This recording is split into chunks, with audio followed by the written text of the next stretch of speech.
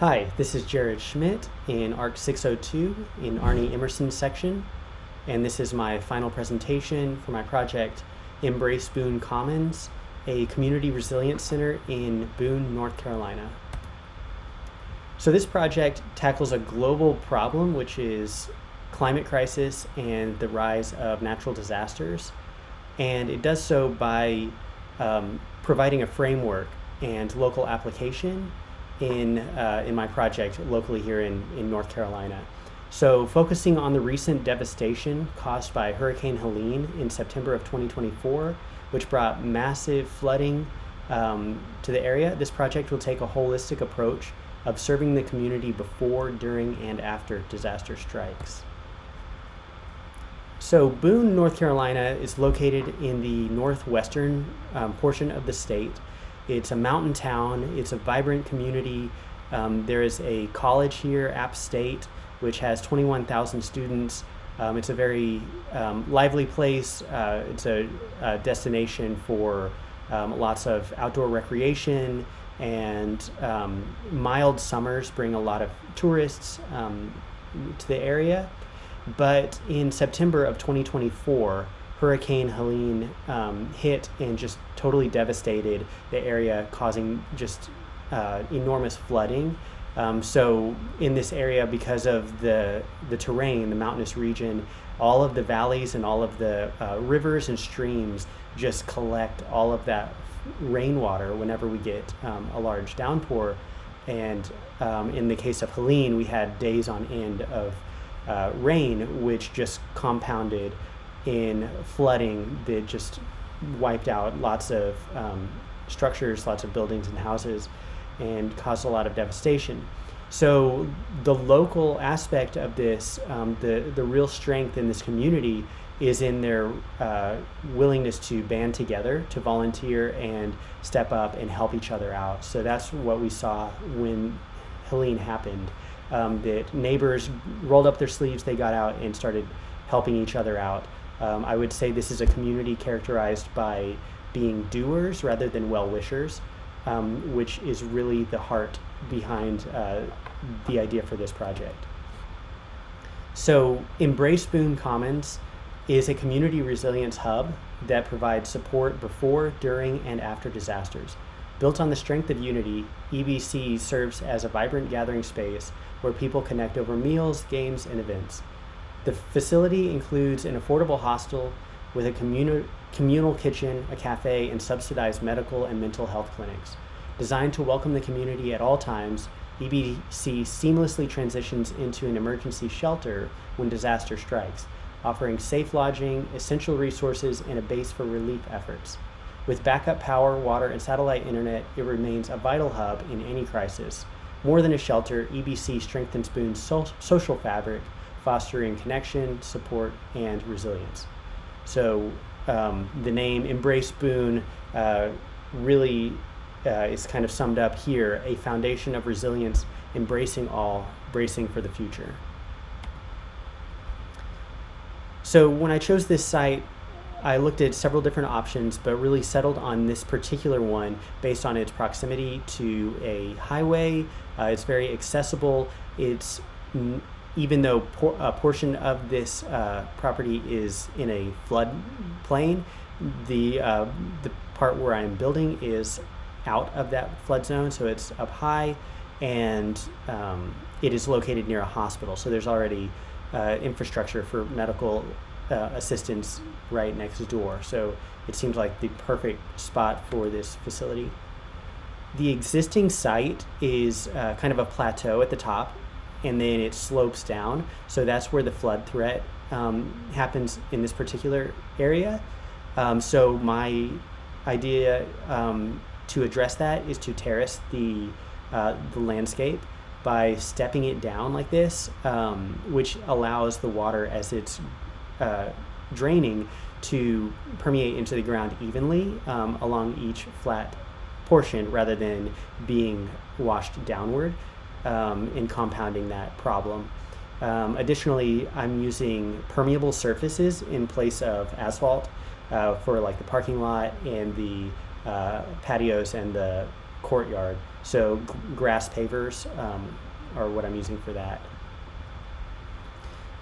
So when I started coming up with the program idea for this, the most important aspects were the medical center, which obviously is useful in a time of crisis, but also in regular day, on the day-to-day, medical and mental health care are two issues that we need that can be provided for people affordably. So there is an organization locally that does provide subsidized medical care. So this would be perfect for them to be able to office out of this building. And then secondly is housing. So having a place for people to stay in sort of a short term, sort of like a hotel, but on a much more sustainable level. This will have a communal kitchen and laundry facilities and everything you need in case, for instance, your house was washed away and you needed a place to stay for 6 months. This could be the place that you could stay for that long if necessary. And then just a few other things, just locating like the food and the access to views and opening this up to just natural ventilation and sunlight and shading. So here's a little bit of a closer look of that. So the medical portion is down here, kind of separated from the rest of the facility, and then the housing also is kind of separated on its own wing down here. And then this building has a lot of open space for just public gathering, but which can be easily converted into like just laid out rows of beds if necessary, just to house hundreds of people if necessary. So the idea for the massing behind this building, really I sketched this out before even drawing the floor plans. I had an idea, obviously, to mimic the Blue Ridge Mountain scenery in the area, but symbolically over on this portion where the slanted columns are kind of lifting up the entryway, to me that represents someone's arms raised above their head holding up the mountains, kind of like they're lifting the Blue Ridge community up to safety, raising each other up. So there's definitely a theme of us symbolizing communal that structure, and additionally the way that the building kind of wraps around this courtyard with these two kind of arms that come and embrace the community, that's symbolizing the embracing nature of the building as well. And then the housing has kind of this separate portion off on the east side, which has views looking down towards the east. This courtyard has a recessed fire pit, which also will help to gather rainwater. As this area collects rain, we're trying to mitigate any flooding as much as possible. So this is one way of collecting that will mitigate flooding. And then we're just trying to activate as this outdoor space 24/7 with the housing units for like the hotel kind of area. That will be allowing people to be here day and night, just at any time of day. So this is not just a working hours facility. It is available to the public at all times.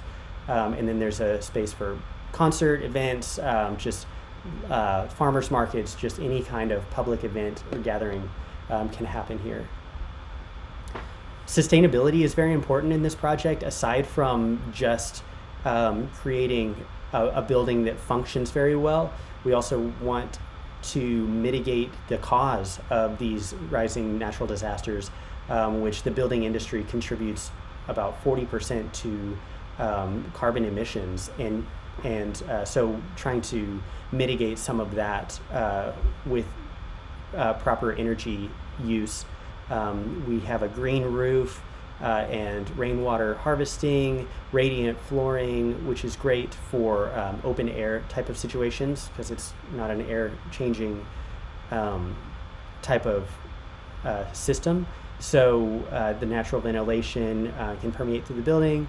We have eco-friendly concrete structure, so that is a type of concrete that has a lower embodied carbon, and then a rain screen facade, which allows for a much tighter envelope and decreasing thermal bridging around the building, as well as just natural daylighting and self-shading.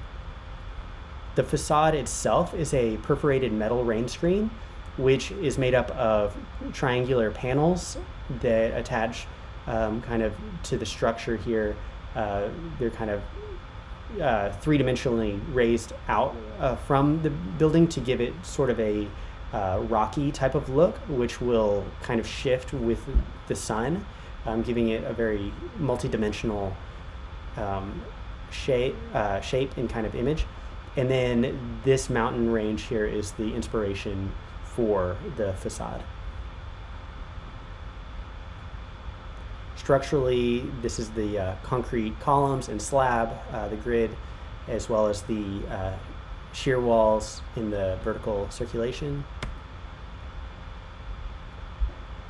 And then the site plan, the site will also have a dry creek bed that runs through it to help kind of, once again, mitigate any flood water that comes into the courtyard area. Prevailing winds are coming from the west, and then the building is oriented to get a lot of natural sunlight in that courtyard. And then just looking at a few of these spaces within the floor plan, you have the lobby, looking into kind of the main entry space, the cafe, fire pit area, just demonstrating that this will be used at night and all times of the day. Dining, here, let me look at that. You have more use of the dining space, and then the patio and the courtyard, looking at it from the housing wing, which is down here. And then we have more the lobby, and then the breezeway. My actual favorite part of the building is this portion I'm calling the cave, which is kind of an open air space on the second floor, perfect for events and any sort of, even like a farmer's market could take place up there. And then we have adjacent to the housing, there is the community kitchen and a laundry facility, and then these are the bedrooms here. And then outside there is just a lot of activated space with the courtyard, and then just sloping along the terrain, just trying to create as much outdoor usable space as possible for people to enjoy, as this is a place with a lot of really nice weather days, and just trying to get as much use of that outdoor space as possible. And then here is just a view from the front. So this project is really specifically geared towards Boone, North Carolina, to support them in time of need and in just regular day, everyday life, just supporting people of all demographics. But this model, this infrastructure, could be applied anywhere in the world for any type of disaster, just providing a place for people to go safely that provides their needs for them before, during, and after disaster strikes. And so this is Embrace Boone Commons. And here's just a summary of the project. Thank you.